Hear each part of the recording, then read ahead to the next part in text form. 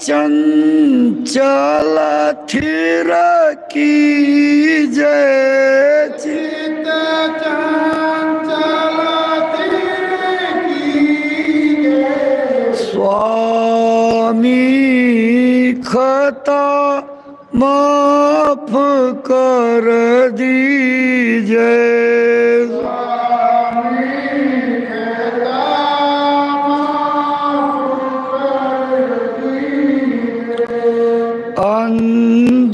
अंधकार घट भीतर छाया,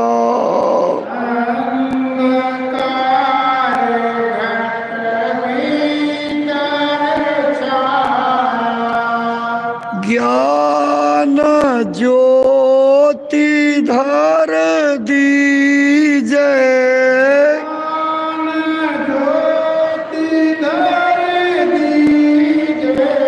स्वामी खता माफ कर दीजे।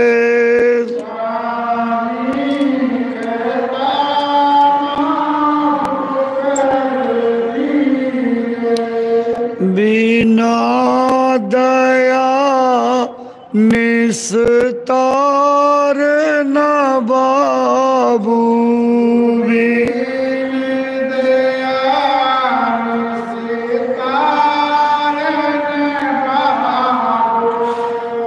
निज मन से लड़ लीजे, निज मन से लड़ लीजे, स्वामी खता माफ कर दीजे।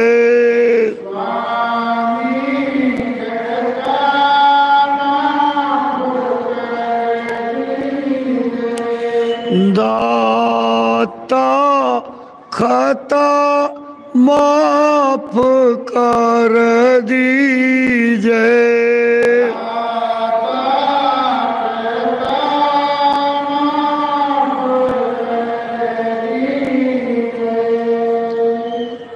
जय गुरुदेव,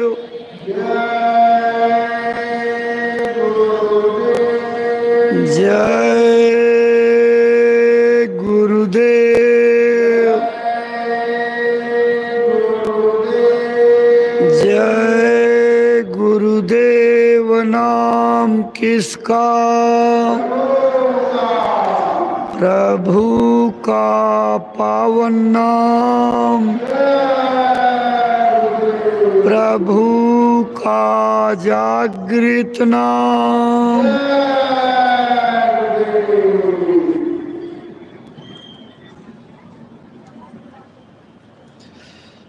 अंतर्यामी सर्वदर्शी हम प्रेमियों के जीवनाधार,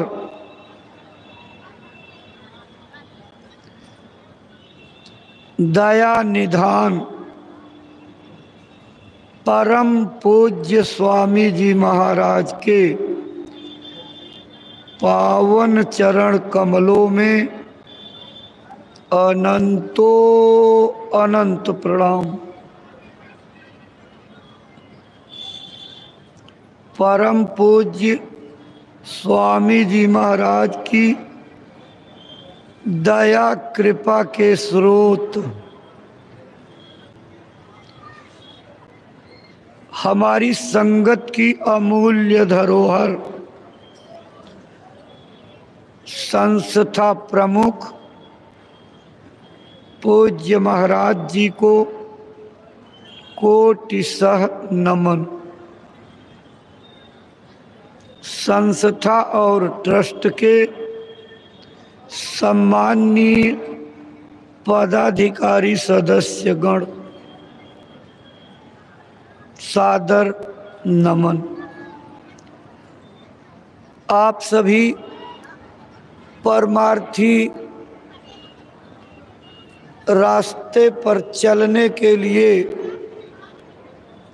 दृढ़ संकल्पित, सेवा भावना के धनी, गुरु के प्रेम के दीवाने, आदेश पालक, सम्मानित सत्संगी भाई बहनों, माताओं, बच्चे बच्चियों, धर्म प्राण सज्जनों, सत्संग प्रेमी महानुभावों, आप सबको सादर ससम्मान जय गुरुदेव।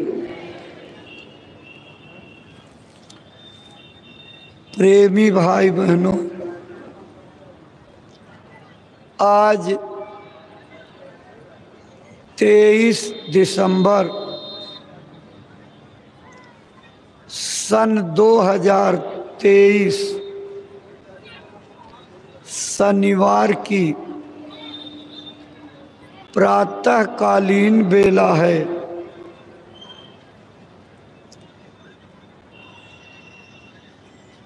अपने पूज्यपाद दादा गुरुजी महाराज की स्मृति में आयोजित 75वें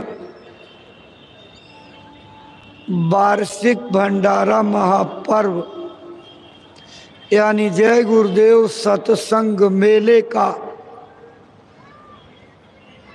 चौथा दिन है।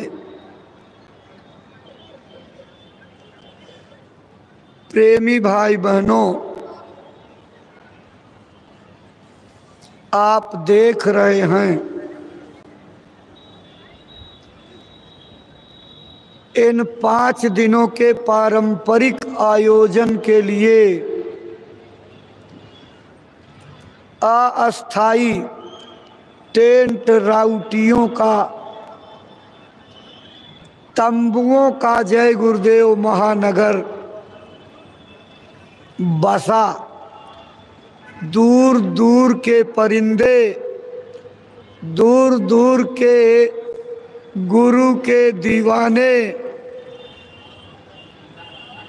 उनके चरणों की प्रीति प्रतीति को दृढ़ करने, दया कृपा की भीख मांगने इस महानगर में किस तरह उमड़े और देखते देखते श्रद्धा का सैलाब दया रूपी बूंद को अपनी चोंच में भर करके उड़ चला।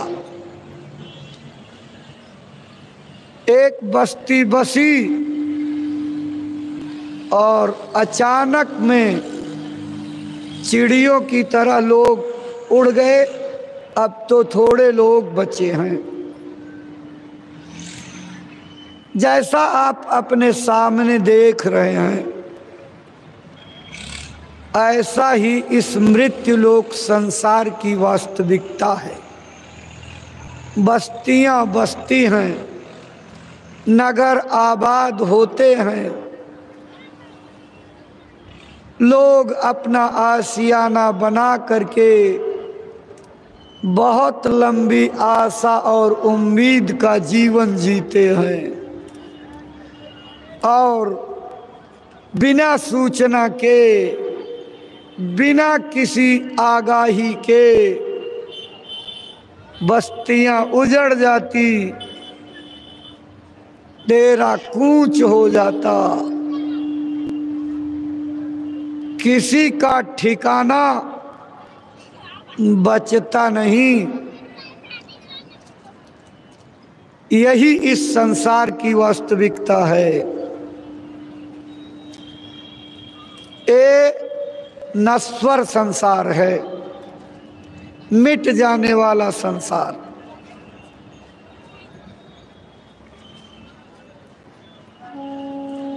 ये कायम नहीं रहेगा। रोज लोग चले जा रहे हैं, हम उन्हें श्मशान घाटों पर जला करके लौटते हैं, मिट्टी में गाड़ करके सुपुर्दे खाक करके लौटते हैं। अपनी अपनी परंपराओं के अनुसार ये मिट्टी का खोल मिट्टी में मिला दिया जाता है।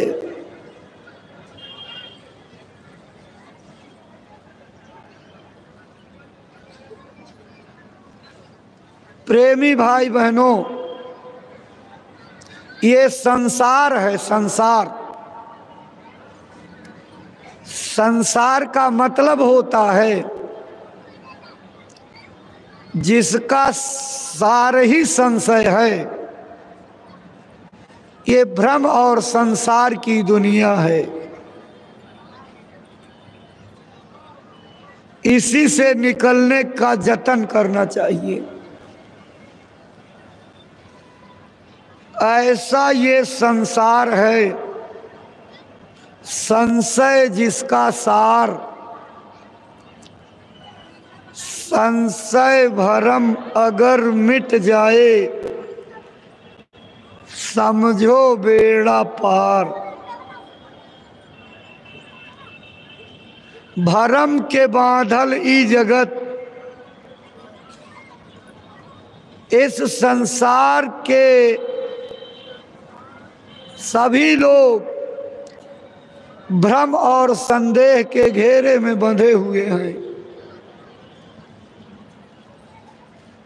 गुरु महाराज का सूत्र वाक्य है, भ्रम में विचार दृढ़ होते हैं।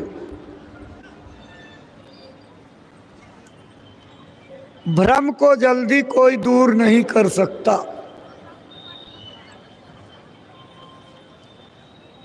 इस भ्रम का निवारण कोई समर्थ सतगुरु के मिलने पर ही होता है।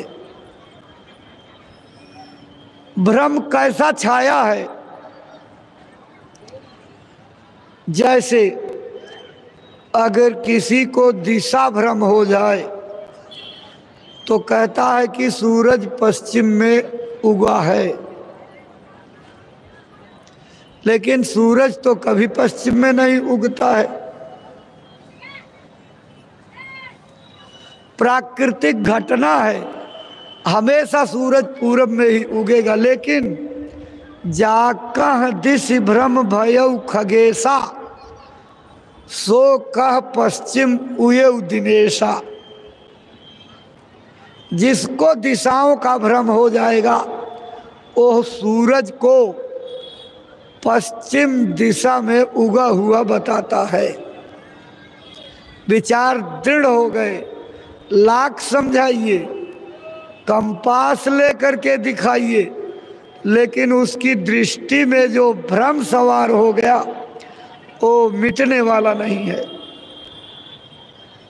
नौका रूढ़ चलत जग देखा, अचल मोह बस आपु ही लेखा।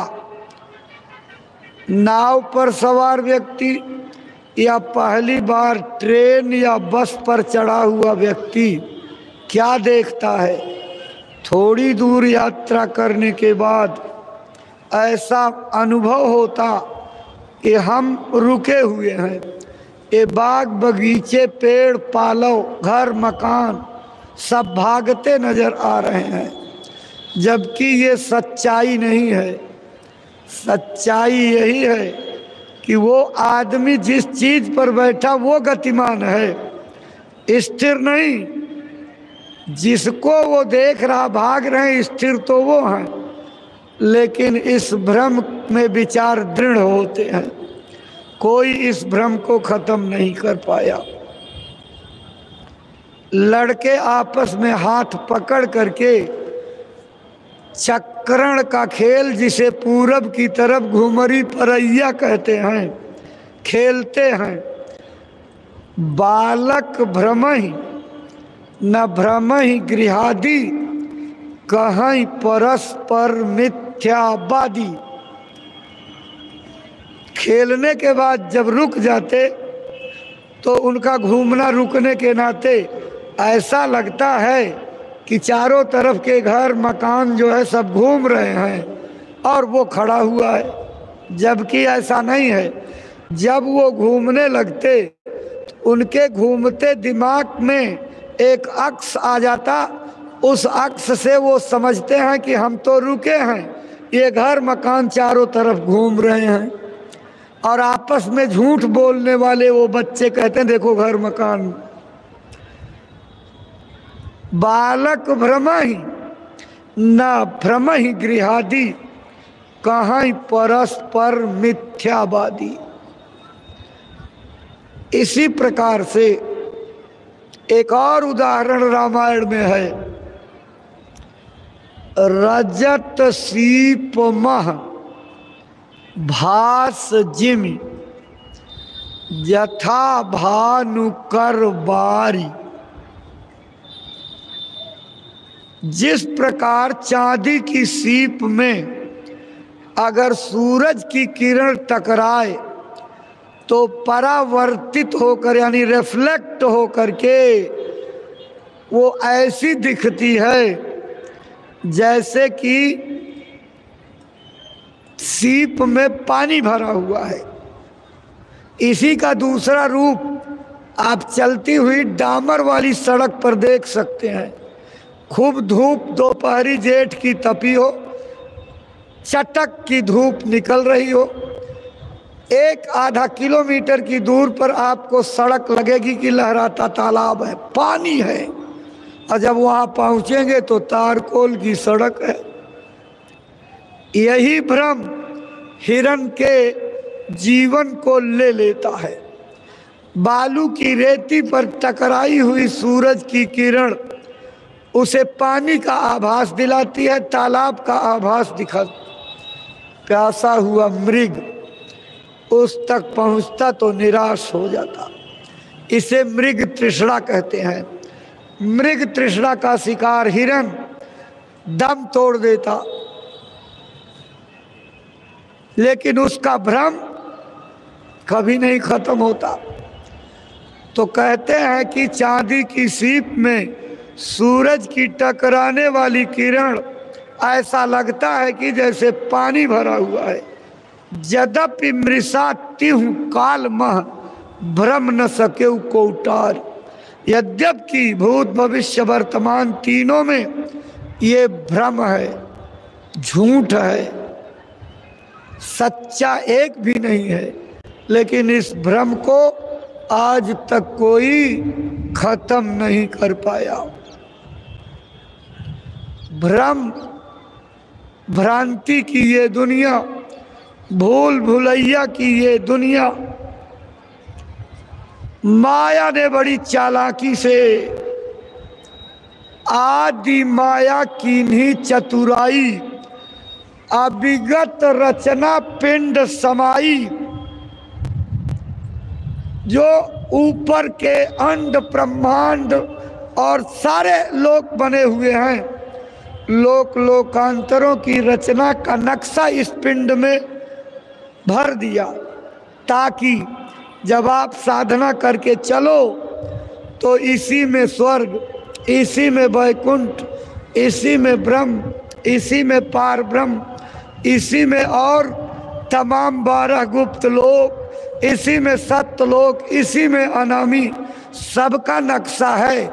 और तमाम साधक अपने गुरु की दया ले करके जब अंतर की चढ़ाई चढ़ते हैं तो इसी नक्शे के लोगों को देख करके माया के द्वारा गिरा दिए जाते। लोग समझ लेते कि हम तो सत्य लोक पहुंच गए। ये माया सबको ठग लेती। तो ये सारा संसार इसी भ्रम भ्रांति का शिकार है। इसी संदेह की दुनिया में हम सब लोग जी रहे, जीने की तमन्ना कर रहे हैं, दुनिया की सुख सुविधाओं को भोगने के लिए लालायित हैं। लेकिन ये भ्रम जो पाल रखा है,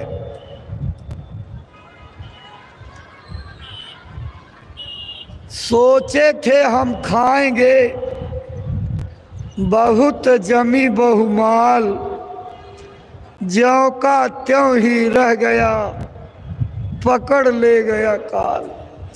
यहाँ कम बुद्धिमान आए, कम ताकतवर आए, कम सामर्थ्यवान आए, यहाँ बड़े बड़े पराक्रमी, बड़े बड़े जतन करने वाले और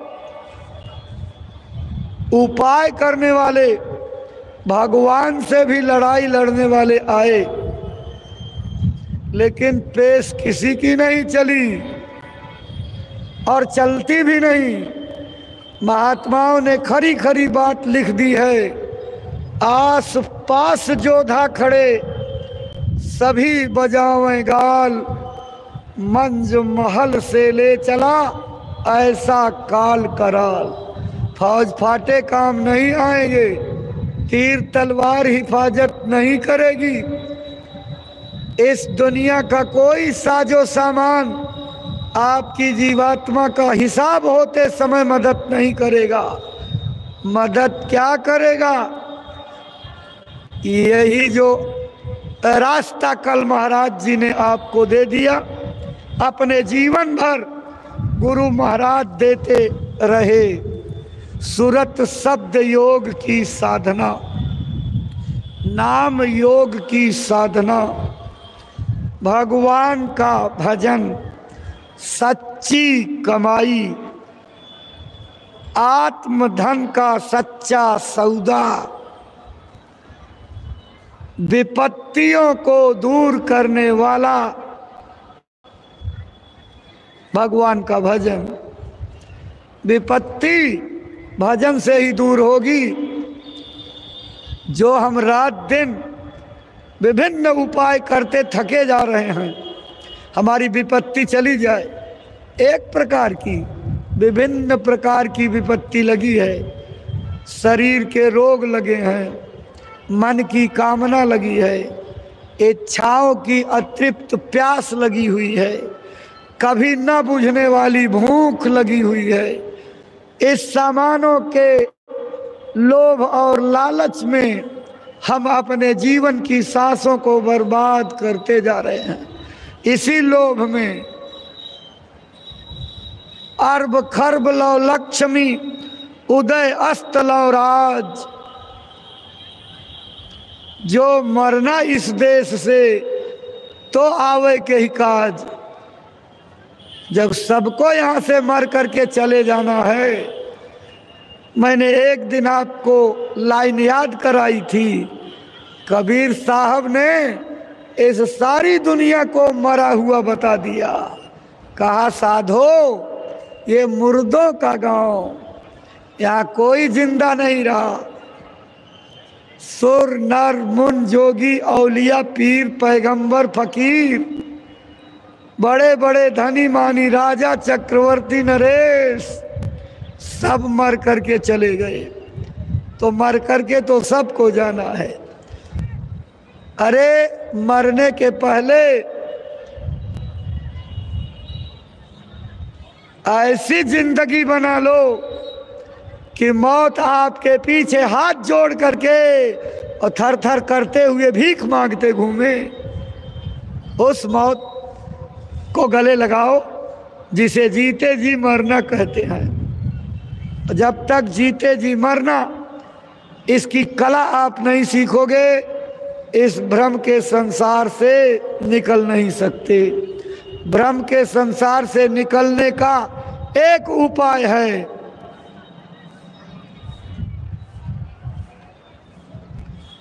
वो क्या है? जिस तरह बरसात के समय में आप कहीं पेड़ की सूखी पत्तियां रख दीजिए, पुआल रख दीजिए, गन्ने की पत्ती रख दीजिए, छप्पर का अवशेष रख दीजिए, या पेड़ों की पतझड़ की पत्तियों का ढेर हो, बरसात के पानी से तर हो करके इसके अंदर उखमज जीव, यानी जो गर्मी से पैदा होते हैं, ऊष्मज गर्मी से पैदा होने वाले जीव, वो उसमें लाखों लाख अपने वंश के साथ पैदा हो जाते हैं। लेकिन कितने दिन के लिए? चंद दिन के लिए। सर्दी की ऋतु आने तक, जैसे ही सर्दी का प्रकोप होगा, उस ठंडी के प्रभाव से ये उष्मत जीव वंश समेत खत्म हो जाते हैं। कोई जीव उसमें फिर मिलता नहीं। भूमि जीव संकुल रहे, गए शरद ऋतु पाई, सतगुरु मिले जाहि जिमि, संशय भ्रम समुदाय। जिस प्रकार सर्दी के आगमन से ये लाखों लाख करोड़ों करोड़ अरबों खरबों जीव वंश के वंश नष्ट नाबूद हो जाते हैं, किस तरह जैसे सतगुरु के मिलने पर संशय और भ्रम के बादल समूल नष्ट हो जाते हैं। संशय और भ्रम को दूर करने का केवल एकमात्र उपाय है सतगुरु का मिलन। जब तक सतगुरु नहीं मिलेंगे तब तक भ्रम संशय का निवारण नहीं होगा। अब सतगुरु क्या होते हैं, इसको समझना पड़ेगा। हमारे पौराणिक ग्रंथों में इस संसार के कामकाज को चलाने के लिए, संसार की रीति रिवाज को निभाने के लिए 6 प्रकार के गुरु बताए गए हैं। वो कौन कौन से? प्रथम गुरु है पितु और माता, जो हैं रक्त बीज के दाता, जिनके रक्त के अति सूक्ष्म व्युत्पन्नों से हमारा जन्म हुआ। जिन माँ बाप की सार चीज से हमारे शरीर का निर्माण हुआ, वो पहले माता पिता हैं, हमारे गुरु। दूसर गुरु भई वो दाई, गर्भवास की मैल छुड़ाई, जिसने गर्भ से पैदा होने के बाद शरीर पर लिपटी हुई गंदगी को साफ करके मुझे लोगों के प्यार के काबिल बनाया, वो दूसरा गुरु दाई है। तीसर गुरु नाम जो धारा, अल्लाह लई नाम जो गांव पुकारा, नामकरण संस्कार करने वाले तीसरे गुरु हैं। चौथा गुरु जो शिक्षा दीन्हा, तब संसारी मार्ग चीन्हा।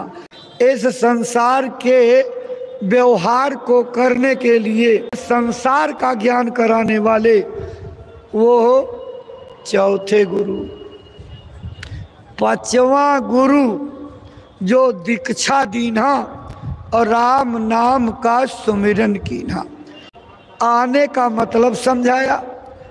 अच्छे संस्कार और पुण्य इकट्ठा करने के लिए ईश्वर की आराधना, उनके आधारों पर अपनी आस्था को जमाने के लिए बनी हुई रीति रिवाजों का गुलाम बना करके और इससे निकल करके आगे बढ़ने की प्रेरणाएं दी।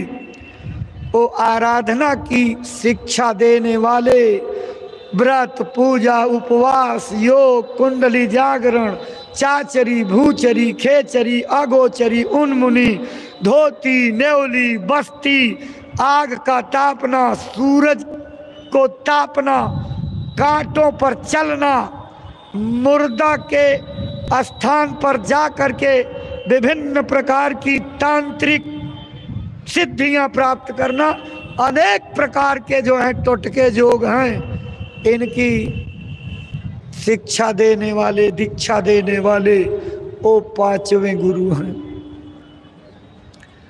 और छठवां गुरु भरम सब तोरा और ओंकार से नाता जोड़ा। ये जितने भी संसार की रचना भ्रममयी है, इस भ्रम को तोड़ करके इस संसार की रचना का मूल कारण ओंकार पुरुष, जिसको वेद के हर श्लोकों में प्रथम नंबर पर वंदना के लिए लिखा गया। ओम शब्द वेद की सभी ऋचाओं के सभी श्लोकों में मिलेगा। 1,00,000 श्लोक हैं और हर मंत्र के पहले ओम शब्द मिलेगा। ये ओंकार की मदद से काल भगवान ने रचना की, इसलिए उनकी मदद लेने के लिए काल भगवान ने अपने देश का जब कानून बनाया, तो आप भी तो मदद करने वाले का गुण गाते हो, आप भी मदद करने वालों का यशोगान गाते हो, महिमा सुनाते हो। तो काल भगवान ने भी अपनी रचना में मदद करने वाले ओंकार भगवान का यशोगान, उनकी महिमा अपने द्वारा आदेश दे करके ब्रह्मा के द्वारा रचित वेदों में ओंकार की जय जयकार की है। ये 6 गुरु, इनका संबंध इस मृत्युलोक का नाका, तीसरा तिल, भ्रिकुट विलास, कंज कमल, आज्ञा चक, जो थर्ड आई, तीसरी आंख खुलने का स्थान, जहाँ तिलक चंदन लगाया जाता, बिंदिया और टिकुली लगाई जाती। ये क्यों परंपरा चली? इसलिए कि ये है इस शरीर का सबसे महत्वपूर्ण स्थान है। आपकी जान यहीं पर बसती है। इसकी शोभा बढ़ाना, इसका श्रृंगार करना, इस स्थान को महत्वपूर्ण समझना, तिलक चंदन लगा करके इस स्थान को शीतल और ठंडा बनाए रखना, इसीलिए ये परंपरा चली। तिलक लगाने वाले भी नहीं जानते, विदिया और टिकुली लगाने वाली माताएं बहनें भी नहीं जानती कि ये परंपरा किस लिए चली है।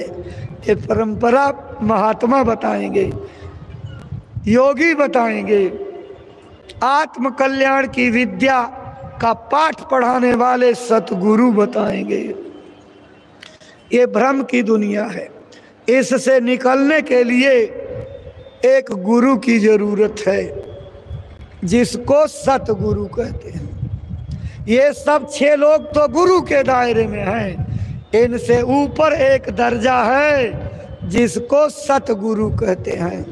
सतगुरु कौन होता है? 7वां सतगुरु, शब्द लखावा जहाँ का जीव तहाँ पहुँचावा। जो शब्द की धार इस शरीर में उतर रही है, उस शब्द की धार को पकड़ा करके, उसी में मिला करके, उसका जोग करके, सूरत को शब्द का गठबंधन करा करके जो अपने घर में ले जा करके पहुंचा दे, जहां से जीव उतार करके यहाँ लाया हुआ है, वही सच्चा सतगुरु है। सतगुरु उन्हें क्यों कहा गया? क्योंकि वो भजन का भेद बताते हैं। बाकी सारा संसार झूठा है। उमा कहूँ निज अनुभव अपना, सत हरि भजन जगत सब सपना। अगर इस पूरे ब्रह्मांड में कोई सच्ची चीज है तो वो भगवान का भजन, बाकी सब झूठ का पसारा है। भगवान के भजन का भेद बताने वाला गुरु ही सतगुरु कहा जाता है। कबीर साहब ने इसी विद्या का भेद बड़े छिपे तौर में बताया है, समझदारों के लिए, समझने के लिए है। बाकी रीति रिवाजों में उलझे हुए, रूढ़िवादिता की जकड़न में कस के जकड़े हुए लोग इस भेद को कभी समझ नहीं सकते। और अगर उनके ऊपर भी सतगुरु की कृपा हो जाए तो चुटकी बजाते उनके भी समझ में आ जाएगा। कबीर धारा अगम की, सतगुरु दई लखाए, उलटी ताही सुमिरन करे, तो साईं संग मिलाए। कबीर साहब कहते हैं अगम अनामी लोक से शब्द और आवाज की एक धारा आई हुई है, जो आखिरी बिंदु तीसरे तिल तक आती है। इसके आगे धारा नहीं जाती है। वो धारा यहीं आकर के सिमट करके शंकर की जटाओं की तरह से उलझ जाती है, शरीर में नीचे नहीं जाती। इसी धारा तक जीवात्मा को नीचे से जगा करके ले आओ और उलट करके उसी आवाज को सुमिरन करते हुए, उसी में लय होते हुए ऊपर चढ़ चलो, मालिक के साथ मिलन करा देगी। हमारे आपका मिलन बिना गुरु की मदद के मालिक से नहीं हो सकता है। एक माध्यम की जरूरत है। आप सीधे परमात्मा को नहीं पा सकते, ये कानून है। परमात्मा मिलेगा लेकिन किसी मीडियम माध्यम से मिलेगा। लिखा है किताब में, खूब 24 घंटे झमाझम ढोल मजीरा पर बजा करके पाठ करते हो, लेकिन बात क्या कही गई है उसको जो है आप समझ नहीं पाते हो। बाकी तो चैता, फगुनी, दादरी, कौन कौन राग में आजकल के तमाम फिल्मी तरानों की राग पर जो है रामायण सुनाते हो। ये गाने के लिए बनाई गई है कि समझने के लिए किताब थी? कितनी बड़ी विद्या का राज 2 लाइनों में लिखा गया है। राम सिंधु घन सज्जन धीरा। राम यानी परमात्मा समुंदर है। समुंदर, समुंदर का मतलब जहां पानी का अथाह भंडार होता है। राम सिंधु, राम सागर हैं, लेकिन सागर का पानी आप तक कैसे पहुंचेगा? फव्वारा बन करके नहीं आएगा और कोई उपाय नहीं है। सरलता से प्राकृतिक उपाय है। सूरज की गर्मी से समुंदर का पानी तप करके वाष्पित होता है, भाप बनता है। भाप उड़ करके बादलों में मिल जाती है और बादल चक्कर मारते मारते मानसून के रूप में जब पहाड़ों की बर्फ से ठंडे होते हैं तो वो गैस रूप में चलने वाले बादल वो द्रवित होकर के पानी के रूप में आपके ऊपर बरसात कर देते हैं। बादल आपके पास पानी पहुंचाते हैं। अगर बादल बीच में ना हो, आप और समुंदर की दूरी खत्म नहीं होगी। समुंदर के पानी को आप तक पहुंचाने का माध्यम बादल है। तो राम सिंधु घन सज्जन धीरा, धीरवार सतगुरु, संयमी और बहुत कष्टों को सहने वाले सतगुरु बादल की तरह होते हैं, जो समुंदर के पानी को आप तक पहुंचाने की क्षमता रखते हैं। चंदन तरु हरि, भगवान क्या है? चंदन के पेड़।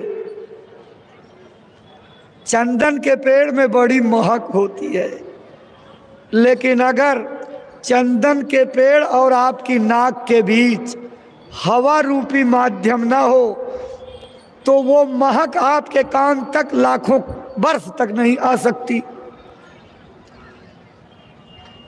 हवा में वो सुगंधी खाली जगहों में भर करके हवा के माध्यम से आपकी नाक को महका देती है। तो चंदन तरु हरि, परमात्मा चंदन के पेड़ हैं, लेकिन महक पहुंचाने वाले संत समीरा। संत जो हैं, सतगुरु जो हैं, वो हवा है। हवा जो चंदन के पेड़ की खुशबू को आप तक पहुंचा सकते हैं। इसलिए परमात्मा और आपके बीच में एक कड़ी है संत गुरु। जब तक सतगुरु नहीं मिलेंगे परमात्मा आपके अंदर बैठा हुआ और आपको नजर नहीं आएगा, बाहर नहीं मिलेगा, आपके अंदर मिलेगा, वजूद के अंदर जाकर के मिलेगा। प्रेमी भाई बहनों, महाराज जी ने सुनाया, कस्तूरी कुंडल बसे मृग ढूंढे बनमाई, ऐसे घट घट राम है दुनिया देखे नाई। वो स्वामी जी ने भी लिखा है इसको कि घट में है सूझे नहीं लानत ऐसो जिंद, गोस्वामी संसार को भयो मोतिया बिंद। परमात्मा आपके घट में बैठा हुआ है लेकिन आपको दिखाई नहीं पड़ता, क्योंकि आपकी आंख में मोतिया बिंद नामक रोग हो गया है। और आपको ही नहीं, सारे संसार के लोगों को मोतिया बिंद का रोग लग गया है।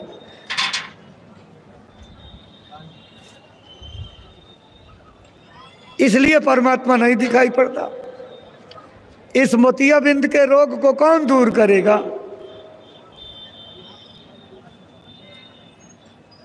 गोस्वामी जी ने कहा कि मैंने उस परमात्मा को कैसे पाया। मैंने अपने मलिन अंतःकरण के शीशे को, दर्पण को,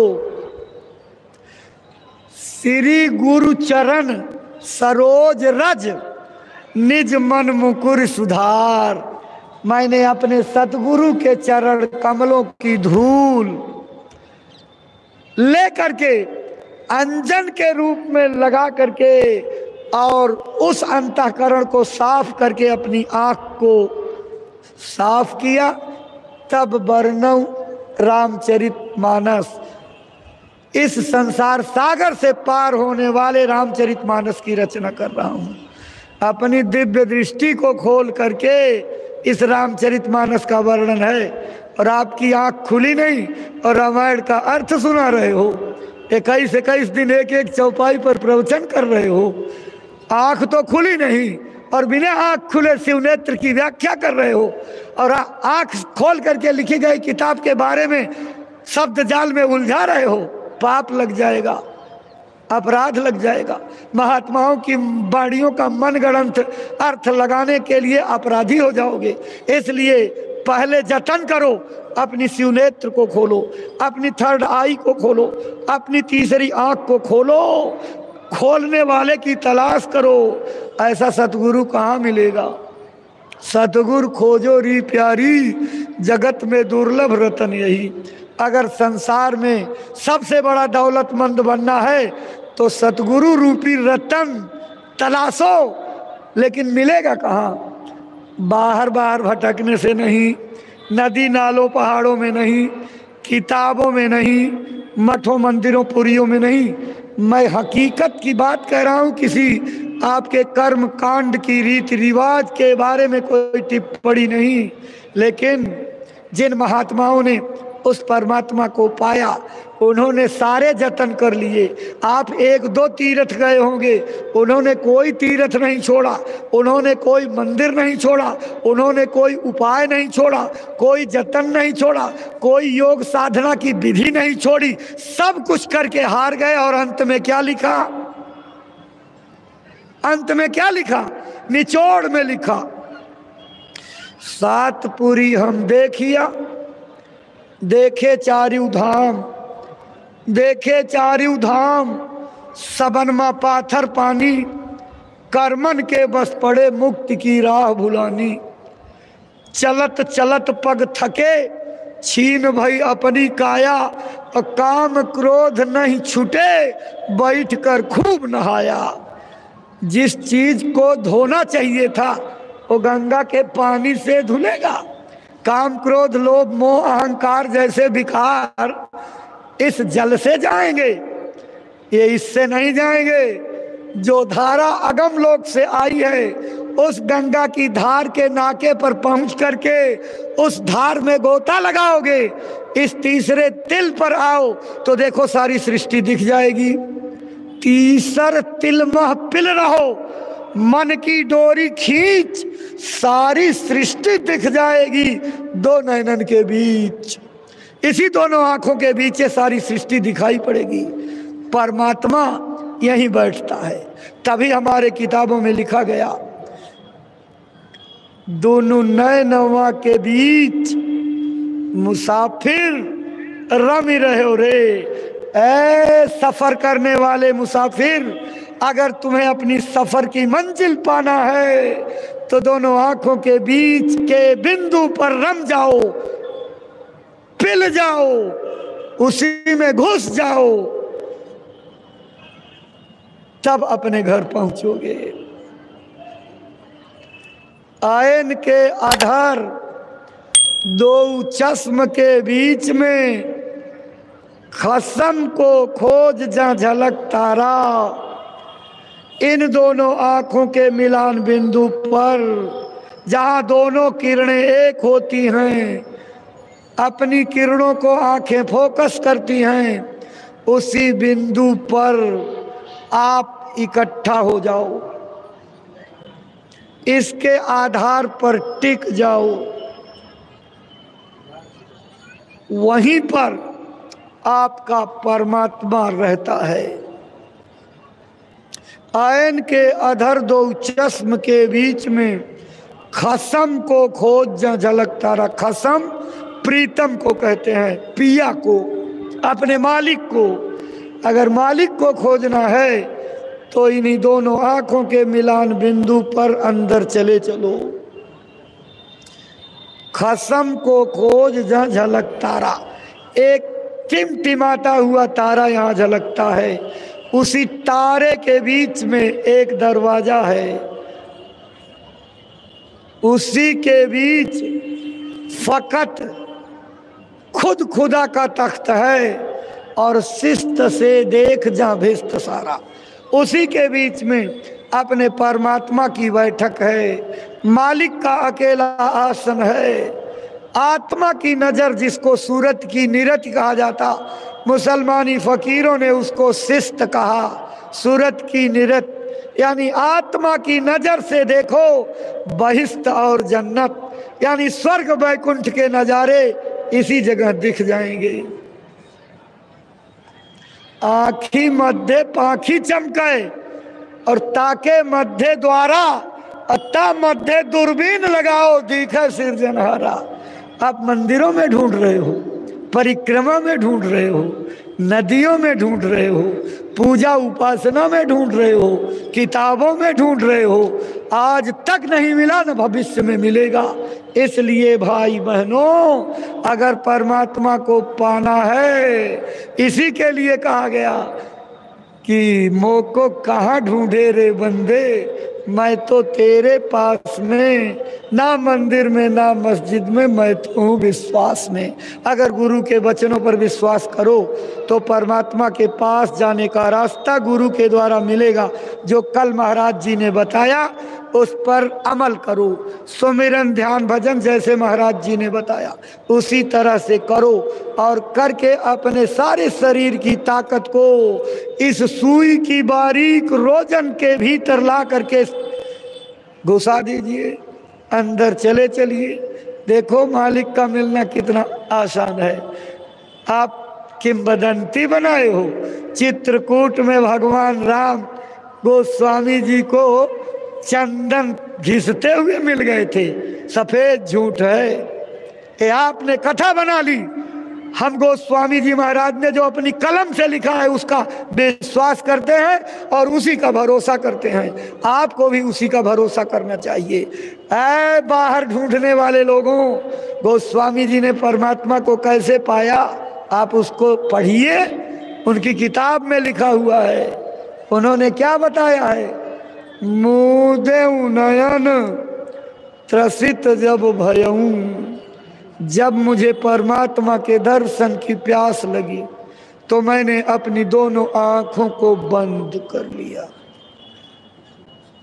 इन आँखों को बंद करने के बाद अंदर वाली आँख खुलती है, जिसको पुण्य चितवन कहते हैं।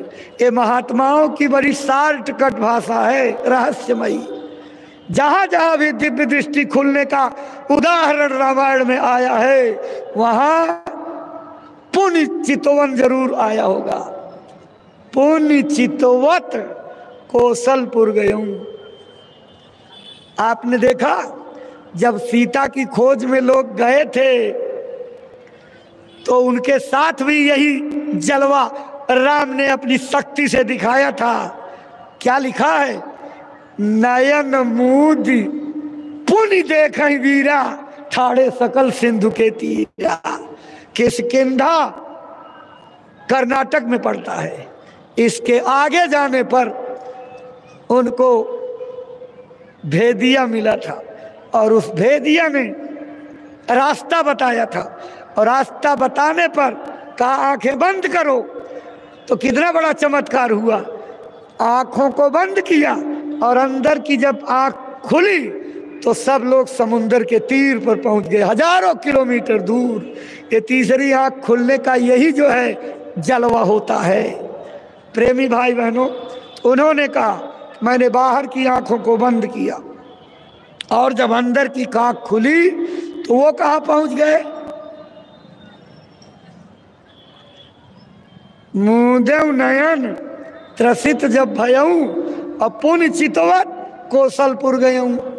वो भी कौशलपुर अयोध्या पहुंच गए, जहां राम रहते हैं।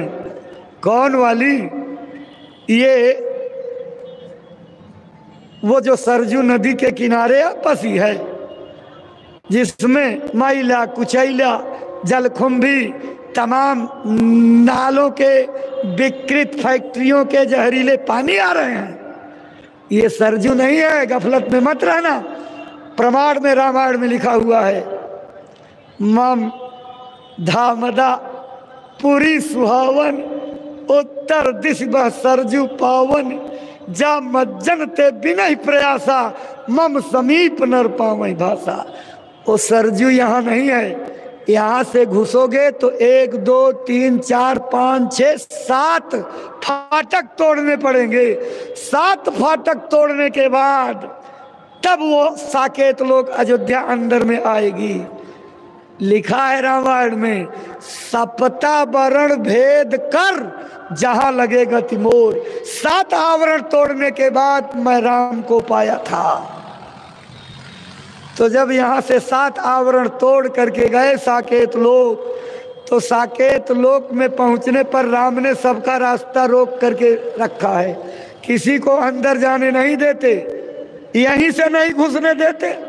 यहाँ जीवात्मा को घोर करके सतोगुण रजोगुण तमोगुण बैठाए गए कि अगर सूरत जीवात्मा ऊपर उठने की तैयारी करो तो इसकी टांग को पकड़ करके खींच लेना। एक सूरत के लिए 3 गुण लगाए गए और कहा ये दूसरा घेरा लगाया, अगर ये तीनों गुण अपनी ताकत लगा करके कमजोर पड़े और सूरत की ताकत ऊपर जाने में मजबूत दिखाई पड़े तो दूसरा घेरा 5 दुश्मनों का लगाया है, काम क्रोध लोभ मोह अहंकार का, कि तुम और तीनों गुण 8 लोग मिल करके इसकी टांग को खींच लेना, उठने मत देना, निकलने मत देना। और वो भी अगर कामयाब हो जाए, उस पर भी सूरत आगे जाने लगे तो अगला घेरा 25 प्रकृतियों का लगाया है, यानी 25 और 8 मिल करके 33 लोग जो है जुट जाओ और जुट करके इसको दबा दो, उठने और निकलने न पावे। उसके बाद 8 सिद्ध 9 निधि इसका घेरा है। लालच के वशीभूत आपको लोभ दिला करके और अपने जादूगरी में फांस करके आगे नहीं जाने देंगे। इसके बाद 33 करोड़ देवताओं की पूरी लश्कर लगी हुई है, 56 करोड़ देवियों की लश्कर लगी है, यानी देवलोकों में भी बंटवारा है। पुरुषों की फौज अलग और महिलाओं की फौज अलग। इनको इसी काम में लगाया गया है कि जीवात्मा को तुम अगर उद्धार का काम करने लगे तो निकलने मत देना इनको फौरन। इतनी बड़ी अर्दली से एक जीवात्मा कैसे लड़ेगी, कैसे? लेकिन अगर सतगुरु की दया मेहर ले लो तो फिर अर्दली सब फेल हो जाती है। थर थर कांपै ते भी देवा, कब? जब कमान पकड़ ले जय गुरुदेवा। जय गुरुदेव के हाथ में कमान आए तो फिर ये छू नहीं सकते। जमदूत आपके शरीर को हाथ नहीं लगा सकते। प्रेमी भाई बहनों, जिसको सतगुरु का नाम मिल जाता है, नाम दान दे करके अपना लेते, उनकी जीवात्मा का समय पूरा होने पर जमदूत की हिम्मत नहीं उसको छू सकें, वैसे पड़ा रहेगा, छूने की हिम्मत नहीं। सतगुरु अपने जीव को लेकर के आएंगे और अपने सिंहासन पर बैठा करके ले जाएंगे। इतनी बड़ी महिमा गुरु की है, उनकी ताकत को क्या हम आप बाहर से समझेंगे? बाहर से तो देखते हैं कपड़ा पहने हुए, पगड़ी लगाए हुए, लेकिन उनकी पावर अंदर से कैसे जुड़ी है ये तब समझ में आएगा जब आँख खुलेगी। तो गोस्वामी जी महाराज जब उस अयोध्या पर पहुंचे जहां राम ने रास्ता रोक रखा है, तो राम बड़े खुश हुए कि मैंने इतनी बाधाएं लगाई, इतने उपाय लगाए, लेकिन तब भी ये जीवात्मा हिम्मत करके मेरे सामने तक आ गई। उसकी साधना पर, उसकी मेहनत पर, उसके इस हिम्मत पर खुश होकर के हंसने लगते हैं और हंसते ही ओठ खुल जाते हैं, दरवाजा फैल जाता है और जीवात्मा अंदर घुस जाती है। ये विज्ञान है। सभी धनी अपने अपने यहाँ ओठ खोल करके बंद किए हुए हैं, और जब वहाँ जाओगे तो अपनी सुमिरन ध्यान से उनको खुश करोगे, आपकी आराधना से खुश होकर के दरवाजा खोल देंगे तो उनके मुंह से दरवाजा आगे का गया हुआ है। लिखा नहीं रामायण में, मोहि बिलो की राम मुस्काही, अभिहसत तुरत गयो मुख माही। राम के हंसने पर मैं उनके मुंह के अंदर चला गया और जाकर के क्या देखा, उधर माझ सुन अंडज राया, देख्यं बहु ब्रह्मांड निकाया। अति विचित्र तह लोक अनेका, रचना अमित एक ते एका। और आगे तो कलम तोड़ दी, जो नहीं देखा नहीं सुना, जो मनहु न समाय, सो सब अद्भुत देख्यं बरन कवन विधि जाय। ए भाई बहनों, गोसाई बाबा जिन्होंने राम नाम की पूजा करवाई, इस देश में जगा करके समय का सिद्ध किया हुआ नाम था, ये गोस्वामी जी के द्वारा जगाया हुआ राम नाम। उन्होंने जिस राम नाम को आधार प्रदान किया, उन्होंने खुद लिखा कि मैंने अपनी तीसरी आंख खोल करके राम का अंदर में दीदार किया, और आप उनकी विद्या को भूल करके बाहिर मुखी हो करके और फंसते जा रहे हो, अपने निशाने से भटकते जा रहे हो। गोस्वामी जी के नक्शे कदम पर चल करके सतगुरु की तलाश करो। सतगुरु जब मिलेगा तभी भ्रम का निवारण होगा। सतगुरु खोजो री प्यारी, जगत में दुर्लभ रतन यही। शब्द बिना सारा जग अंधा, अबिन सतगुरु सब भरममयी। सतगुरु खोजो री प्यारी, जगत में शब्द रता सतगुरु पहचानो। वो गुरु जो शब्द में लय हो गया हो, वही असली सतगुरु है। शब्द रता सतगुरु पहचानो, हम ये पूरा पता दई। खोलो आंख निकट ही देखो, जो कहना था सो खोल करके मैंने कह दिया। अगर सतगुरु को पा गए तो इस संसार से आपका बेड़ा पार हो जाएगा। अगर सतवां सतगुरु नहीं मिला तो फिर बेड़ा गर्क हो जाएगा। इसलिए प्रेमी भाई बहनों, सुमिरन ध्यान भजन जैसा महाराज जी ने बताया, उनके बताए अनुसार रोज समय निकाल करके करो, कसरत के साथ करो, खूब मन लगा करके करो। जिंदगी का एक ही उद्देश्य है, उस मालिक को प्राप्त कर लेना, अपनी जीवात्मा को जगा लेना। बाकी तो सब काम गौड़ है। इतनी बड़ी दया क्या कम है कि पहले लोग घर द्वार छोड़ करके जंगल चले जाते थे, बैरागी हो जाते थे, वहाँ साधना करते थे। तब कभी कभार किसी को एक कुंडली दूसरी कुंडली 80-80 हजार साल बीतते थे, तब एक कुंडली तोड़ पाते थे और भगवान का दर्शन तो बहुत दूर रहता था। सिद्धि शक्तियों में रह करके रह गए। लेकिन आज आपको मौका मिला, सतगुरु ने गृहस्थी में रह करके अपने बाल बच्चों के बीच में रह करके भगवान को पाने का रास्ता बताया है, तो बैरागी नहीं बनना। आजकल बैरागी तो बहुत हो गए हैं, अब उस पर कोई बात कहना ठीक नहीं है। लेकिन भाई बहनों, इस देश में जिन लोगों ने अपने घर द्वार गृहस्थी बाल बच्चों औलाद को खेती बाड़ी को छोड़ करके बैरागी बाना धारण कर लिया केवल इसलिए कि हम खुद जगेंगे जमाने को जगाएंगे, हम खुद सुधरेंगे जमाने को सुधार देंगे, लेकिन सुधारने वाले खुद अगर विकारों की नाली में डूब जाएंगे तो देश का भविष्य क्या होगा। आज के वर्षों पहले इन तथाकथित साधुओं के ऊपर आचरण पर टिप्पणी करते हुए एक राष्ट्र कवि ने अपनी भारत भारती में लिखा था, यदि देश के ये साधु ही कर्तव्य अपना पालते तो देश का बेड़ा कभी का पार ये कर डालते। अफसोस हरि के नाम पर अब राम का ही नाम है, गांजे की चिलम पर लव लगाना एक इनका काम है। अगर देश के करोड़ों साधु इस देश को जगाने के काम में लग जाएं, गुरु महाराज ने तो आवाज लगाई थी, ऐ गुफाओं और कंदराओं में बैठने वाले साधु जोगियों, अब वक्त कंदराओं में बैठने का नहीं रहा। भारत की धरती पुकार रही, भारत माता पुकार रही, यहाँ की जनता पुकार रही, यहाँ की संस्कृति पुकार रही, यहाँ की विद्या पुकार रही है, यहाँ का सनातन आदर्श पुकार रहा है, यहाँ का विश्व गुरु का दर्जा पुकार रहा है कि निकल करके बाहर आओ और विकारों में जगड़ते जा रहे समाज को प्रेम और सौहार्द का पाठ पढ़ा दो। इनके खान पान बिगड़ते जा रहे हैं, इनको शाकाहारी सदाचारी बनाने में आप अपनी पूरी ताकत लगा दो। अगर इस देश के नौजवानों के चरित्र गिर गए तो भारत का भविष्य क्या होगा, कभी आपने इसका विचार किया?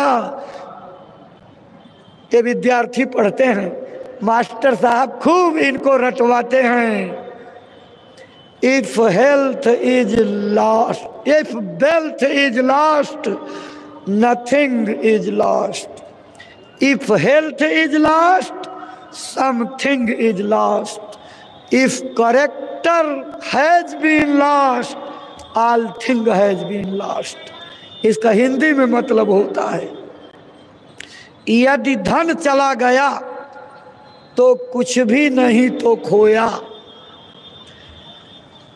अगर धन खत्म हो जाए तो समझिए आपका कुछ नहीं गया है, सब बचा है। इफ हेल्थ इज लॉस्ट यानी अगर स्वास्थ्य गिर गया तो थोड़ा बहुत ही खोया। अगर शरीर में रोग घुस जाए, आपका शरीर साधना करने के काबिल न रहे, बैठ करके सुमिरन ध्यान भजन करके अपने मालिक की पुकार न लगा सको, तो समझ लो कि थोड़ा बहुत आपके जीवन का चला गया। लेकिन गर्चे गिरा चरित तो सब कुछ चला गया और नैतिक पतन की राह पर बंदा चला गया। अगर चरित्र चला गया तो ये सब पूंजी आपकी खत्म हो गई। इसलिए भारत के विद्वानों, भारत के शुभ चिंतकों, भारत के अगुवाकारों, भारत का स्वप्निल भविष्य का सपना देखने वाले प्रबंधकारों, इस रहस्यमयी वाणी पर विचार करो। अगर भारत माँ की सपूतों के चरित्र गिर गए, ये नौनिहाल नैतिक पतन के रास्ते पर चले गए तो इनके रास्ते में अंधेरा हो जाएगा, कौन सी रोशनी पैदा करोगे? इसलिए पूरी कसरत के साथ भारत के नौजवानों के चरित्र बचाने का जतन करो। देश के बिगड़ती हुई युवा पीढ़ी को सुधारने के लिए अपनी पूरी प्रबंध की ताकत लगा दो, ताकि ये नौजवान जो नशों की गिरफ्त में फंसते जा रहे हैं, उबारो इनको, इनके जीवन के भविष्य का निर्माण करो, ताकि देश का भविष्य धूमिल न होने पावे। हमारी युवा पीढ़ी ये देश का भविष्य है। आपके घरों के बच्चे, माताओं के गर्भ से पैदा हुई औलादें राम बनती हैं, कृष्ण बनती हैं, श्रवण कुमार बनती हैं, आजाद और भगत सिंह के रूप में देश के कल्याण के लिए अपना सब कुछ जीवन तक उत्सर्ग कर देती हैं। अगर इन आने वाली शक्तियों को आपने शराब के नशे में डुबा दिया, गांजा भांग अफीम के नशों में डाल दिया, और अब तो देश के अंदर गांव-गांव डीजे पर नौजवान बच्चे बच्चियां भारत के भविष्य ठुमका लगा रहे हैं। अगर आप देश के लोगों को इस तरीके से उत्सव मना करके नचनिया बना दोगे, तो सीमा पर लड़ाई करने के लिए कौन जाएगा? देश की सरहदों पर माँ बहन की आबरू बचाने के लिए कौन जाएगा? कभी आपने विचार किया? इसलिए संस्कार डालो, अच्छे संस्कार डालो, नेक चरित्रों को उठाने वाले संस्कार डालो, ताकि आपके देश की एकता और अखंडता, देश की गुरुता और गौरव, इसकी मर्यादा बची रहे। भारत विश्व गुरु के दर्जे पर क्यों विराजमान था जानते हैं? इसकी महिमा क्या थी? यहाँ वसुधैव कुटुंबकम का नारा लगता था, यानी सारा संसार अपना परिवार है। ऐसी मान्यता विदेश के किसी देश की संस्कृति में नहीं है। यहाँ पर लोग कहते थे कि मातृवत परदारेश पर द्रव्येश लोष्ठवत आत्मवत सर्वभूतेश जह पश्यति सह पंडितः। जो दूसरों की माँ बहन बेटी को अपनी माँ बहन बेटी के समान, जो दूसरों के धन को मिट्टी के ढेले से भी बदतर, जहर से भी जहर समझता, और दूसरे प्राणियों को अपनी तरह समझता है, वही पंडित, वही ज्ञानी, वही आचार्य, वही जो है सच्चे अर्थों में विद्वान है, जो सबको अपना समझ ले। वसुधैव कुटुंबकम के नारे की आत्मा की ओर जाओ कि ये बात क्या इशारा करती है। इसीलिए जय गुरुदेव धर्म प्रचारक संस्था, उसके संस्थापक परम पूज्य बाबा जय गुरुदेव जी महाराज, उनके एकमात्र उत्तराधिकारी संस्था प्रमुख पूज्य पंकज जी महाराज दिन रात अथक परिश्रम करके अपने गुरु महाराज की मेहनत और सपने को साकार करने के लिए मानव धर्म मानव कर्म के प्रचार में लगे हैं।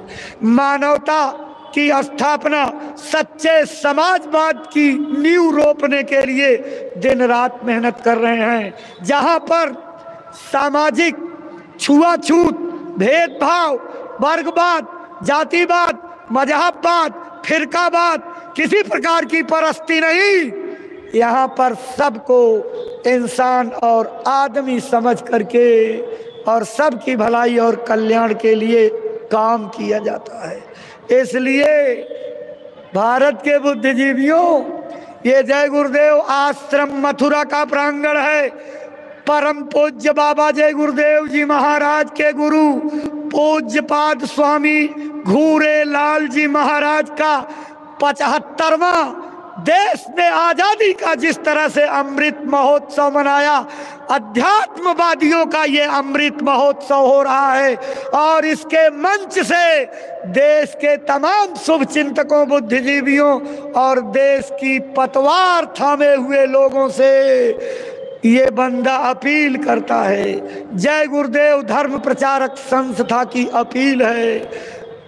संस्था के प्रमुख अपने करोड़ों की संगत के प्रेमियों को लेकर के, अपने खून पसीने की कमाई लगा करके देश में शाकाहार सदाचार का, नशा मुक्ति का, आध्यात्मिक वैचारिक जन जागरण का प्रचार कर रहे हैं। शासन सत्ता के लोग अपनी उदार भावना से अगर इस प्रचार को आगे बढ़ाने में अपनी उदारतापूर्ण मदद दे दें, आपकी आत्मा आवाज लगा दे कि वास्तव में ये देश के नवनिर्माण का अभियान है। इस अभियान में देश की शासन सत्ता की संपूर्ण मदद होनी चाहिए।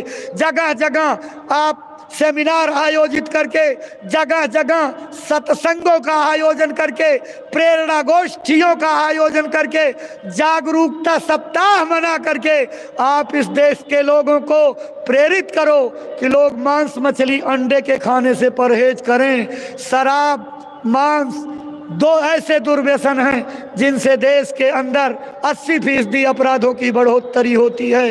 इसलिए भाई बहनों, इस देश के अंदर राम और कृष्ण का देश, शंकराचार्य का देश, ऋषियों मुनियों की समृद्ध परंपरा का देश, सारे विश्व को मार्गदर्शन करने वाला देश, अगर शराब और मांस जैसे दुर्व्यसन में देश डूब गया तो विश्व को रोशनी कौन देगा? विचार करो आचार्यों, विचार करो साधु महात्माओं, अपने कर्तव्य पथ पर आओ, कर्तव्य बोध प्राप्त करो और अपनी ड्यूटी निभाने के लिए निकल पड़ो। समाज में आपका एहसान पीढ़ियां मानेगी, इतिहास में आपका नाम स्वर्ण अक्षरों में लिखा जाएगा। इस देश की बिगड़ती हुई संतति को बचा लो। संस्कार बिगड़ रहे, विकारों में लोग डूबते जा रहे, लोगों की मनोभावनाओं में संकीर्णता आ रही है। इसलिए प्रेम प्यार की हवा बहा दो, जाति और मजहबी संकीर्णताओं से लोगों को निकाल लो, मजहब परस्ती की शिकस्त से निकालो और लोगों को मानवतावादी वातावरण में ला करके खड़ा कर दो, जहां पर वैमनस्यता नाम की कोई चीज नहीं, लड़ाई झगड़े नाम की कोई चीज नहीं, निंदा और आलोचना की कोई चीज नहीं। संत महात्मा, उनके उपदेश, उनकी शिक्षाएं, उनके ग्रंथ निंदा और आलोचना के विषय नहीं हुआ करते हैं, बल्कि पीढ़ियां उस पर अनुकरण करें, चलें और अपना भविष्य का निर्माण करें। इसके लिए महात्माओं ने अपने ग्रंथों का निर्माण किया था। लेकिन असंकीर्णता की सोच रखने वाले, अपने को विद्वान कहने वाले आपके चरणों पर मस्तक रख करके प्रार्थना करते हैं कि इस देश की ज्ञानवान होने वाली पीढ़ी को मत भटकाओ,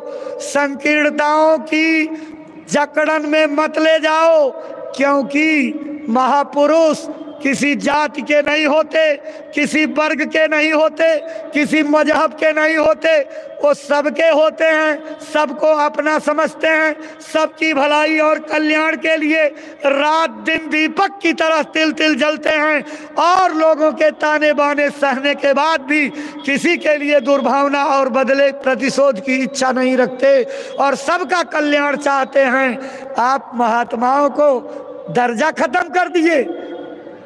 जो बड़े बड़े महात्मा इस धरती पर उतर करके अपने ज्ञान के प्रकाश से इस धरती को, सारी दुनिया को रोशन किया, आपने उनका दर्जा घटा दिया। ये मेरी जाति वाले महात्मा थे, ये मेरे कुल में पैदा हुए महात्मा थे, आपने उनका दर्जा, कितना ऊंचा महिमामंडित स्थान था, और उसको उतार करके जातिवादी बना दिया। इसका बहुत बड़ा दोष लगेगा। इसलिए मत घटाओ महात्माओं के दर्जे, उन्हें मानवता का बना रहने दो, उन्हें समूचे समाज का बना रहने दो, उन्हें आम आवाम का बना रहने दो, उन्हें अपनी जातियों के दायरे में घसीट करके संकीर्ण दायरे में मत लाओ और गलत पाठ दुनिया को मत पढ़ाओ। सच्चाई का पाठ पढ़ाओ, मानवता का पाठ पढ़ाओ, जिससे देश फले फूले, जिससे देश के लोग आगे बढ़ें, जिससे लोग विकारों से बचें, माता बहनों की इज्जत आबरू बचे। लोग गलत खान पान के कारण ही चंचल चित्त होकर के इस तरह की घटनाएं कर रहे हैं। इसलिए भारत की बागडोर थामे हुए ऐ देश के अगुवाकारों, पूज्य पंकज जी महाराज की अपील पर आप भी अमल कीजिए। उन्होंने सारे विश्व के लोगों से अपील की है, सभी राष्ट्र नायकों से अपील की है, अपने अपने मुल्क के लोगों को शाकाहारी, सदाचारी और नशा मुक्त बनाने में सब लोग काम करिए। आगे विपत्तियों का पहाड़ टूटने वाला है, ना जाने कौन कौन से कोरोना के बिगड़े हुए वायरस किस किस रूप में जो है आपको परेशान करने के लिए आएंगे। उन महामारियों के फैलाव से, प्रकोप से बचना है तो सबको आध्यात्मवादी बन करके भगवान के भजन और खुदा की हकीकी इबादत के लिए प्रेरित करो, ताकि ये मानवता का जहाज जो डूबने के कगार पर खड़ा हुआ है ये बचा लिया जाए। इसलिए भाई बहनों, चलो दुनिया सुने ना सुने, लेकिन प्रेमी भाई बहनों, आप तो सुनोगे, आप तो हमारे हो, आप तो हमारी संस्था से जुड़े हुए हो, इसलिए आप जरूर सुनो। एक एक गांव गोद ले करके गुरु महाराज के संदेशों को पहुंचाने का बीड़ा उठा लो। आए भाई बहनों, आपकी की गई त्याग तपस्या, आपका दिया गया समय, आपका किया गया आदेश पालन, किया गया जागरण इतिहास पुरुष बना देगा, आपको जस और कीर्ति दिला देगा। दुनिया आपकी मेहनत को याद करेगी। वो कौन लोग थे, कौन महाशक्ति थे जिन्होंने भौतिकवादी जमाने में, जब जमाना अपने पेट की रोटी के लिए तड़प रहा था, पैसों को इकट्ठा करने की होड़ लगी हुई थी, लोग मनोरंजन में अपना जीवन गुजारने ही विलासितापूर्ण ऐशो इशरत की जिंदगी को सबसे चरम लक्ष्य समझते थे। कौन लोग थे जिन्होंने एक महात्मा की आवाज पर खड़े होकर के इतना बड़ा परिवर्तन कर दिया। ऐ भाई बहनों, देश को बचाने के लिए, मानवता को बचाने के लिए, अपने देश के बाल बच्चों को, औलादों को बचाने के लिए मेहनत करो, मेहनत। एक एक गांव गोद लो और गुरु के आदेश का पालन करो। भाई बहनों, आदेश पालन बड़ी भक्ति होती है, और अगर आदेश में जरा सी भी खटाई पड़ गई तो आपका परमार्थ सत्यानाश हो जाता है। कैसे सत्यानाश होता है, एक घटना आपको सुना दें, थोड़ा बैठे रहिएगा धीरज के साथ, जल्दी मत करिएगा। उधर पूरब की तरफ एक नवाब हुआ करते थे, नाम था उनका बुल्ले शाह।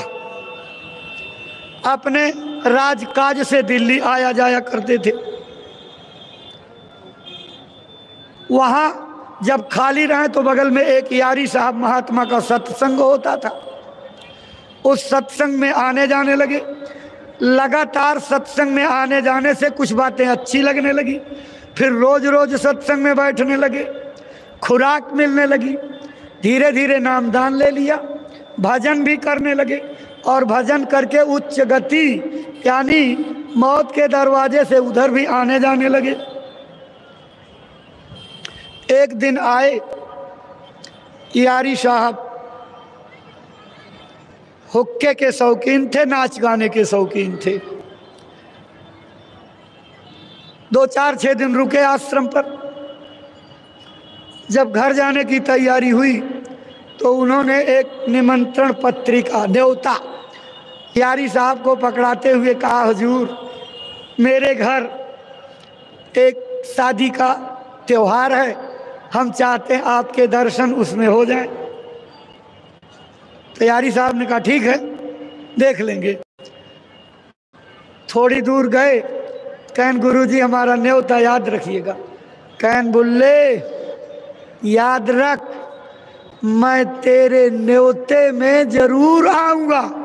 खूब याद ले, मैं तेरे न्योते में जरूर आऊंगा। फिर सुन ले, बुल्ले मैं तेरे न्योते में जरूर आऊंगा। खुश हो गए, चले गए। थोड़ी दूर गए थे, फिर बुलवाया, कहा बुला लाओ। ऐ बुल्ले याद रख, मैं तेरे न्योते में जरूर आऊंगा। कहा हुजूर हमारा सौभाग्य होगा। अरे आधा किलोमीटर गए थे, दौड़ाया, कहा अरे बुल्ले को बुला लाओ। फिर बुलाया, कहा बुल्ले याद रख, मैं तेरे न्योते में जरूर आऊंगा। अरे कहा हजूर हमारी जिंदगी तर जाएगी, हमारा खानदान तर जाएगा, हमारे ऊपर बड़ी मेहरबानी आपकी है। कहन जाओ। चले गए। 1-2 महीने बाद जब न्योते की तारीख आई, बुल्ले शाह ने जो न्योता भेजा था यारी साहब ने अपने एक प्रेमी को बुलाया, कहा देख मेरे पास तो बहुत काम है, मैं तो जा नहीं सकता, लेकिन ऐसा करो बुल्ले के न्योते में तुम चले जाना, अगर पूछे तो बता देना गुरु जी ने भेजा है।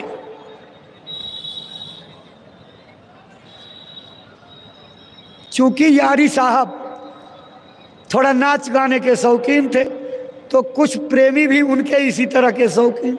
वो प्रेमी जब वहाँ गया और बुल्ला साहब के अटारी के सामने पहुंचा, तो जैसे हम लोग हमारे प्रेमी महाराज जी के काफिला पहुंचने पर इतना प्रेम विह्वल हो जाते हैं कि शरीर का होश हवास गुम कि कहाँ है, किस स्थिति में है, खूब झूम करके बहने माताएं तक नाचने लगती हैं, गुरु के स्वागत में प्रेम प्रकट करती हैं।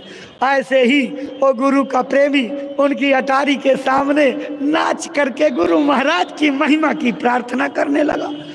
बुल्ले शाह ने देखा, कहा अरे मेरे मेहमान आए हुए हैं, ये तो मेरी बेइज्जती करा देगा, और मुझे भी यही संदेश सब गांव में चला जाएगा राज में कि इनके सब गुरु भाई नचनिया ही हैं जो है।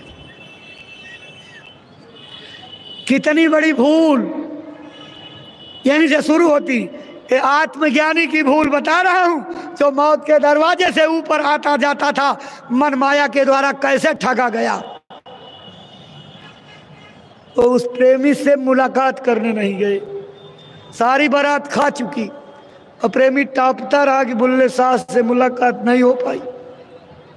तो जब सारा भंडारा भोज का खत्म हो जाता है, तो आखिर में पत्तल दोना उठाने वाले मजदूर जब खाते हैं, उन्हीं मजदूरों की पंगत में बेचारा बैठ करके भोजन किया, रो रो करके अपने अंदर से दिल रो रहा था, और मजदूरों के लाइन में भोजन कर रहा करके रात भर ठिठुरा, जाड़े का मौसम था, एक आध भजन की चादर उधर लाया होगा, उसी तरह से गुजार दिया।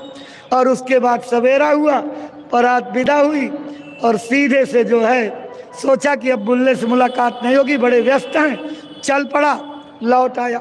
गुरुजी वहाँ हुक्का पी रहे और दूर से देख रहे।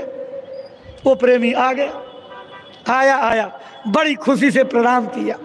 गुरुजी ने पूछा आ गए? हाँ गुरुजी। हाँ स्वामी जी। अच्छा सब समाचार ठीक है? हाँ गुरुजी सब ठीक है। देखो कि एक गुरु भाई अपने गुरु भाई की इज्जत को बचाने के लिए किस तरह से गुरु के आगे अपनी भूमिका निभाता है। एक हम आप हैं, प्रेरणा लेनी चाहिए। कहा कि सब ठीक ठाक? ठीक ठाक। बुल्ले का काम हो गया? हो गया। सब ठीक ठाक? हाँ गुरुजी ठीक ठाक रहा। सब बढ़िया, सब बीत गया, ठीक ठाक रहा? हाँ गुरुजी सब ठीक ठाक रहा। 10 बार ठीक ठाक रहा? हाँ गुरुजी सब ठीक ठाक रहा। कोई और बात? नहीं गुरुजी सब ठीक ठाक, बुल्ले का काम सब आपकी कृपा से सब ठीक हो गया। गुरुजी ने पूछा ये बताओ खाना खाए थे? अब तो चेला फंस गया, अब क्या झूठ बोले। हाँ गुरुजी खाए थे। कहाँ खाए थे? मजदूरों की लाइन में। अच्छा, बुल्ले ने तुमको दाना पानी नहीं पूछा, अब क्या करे? गुरुजी कोई बात नहीं, हम बिता करके चले आए। कोई बात नहीं स्वामी जी, बिता करके चले। अरे जो मैं पूछ रहा हूँ बता, बुल्ले ने तुमको दाना पानी पूछा?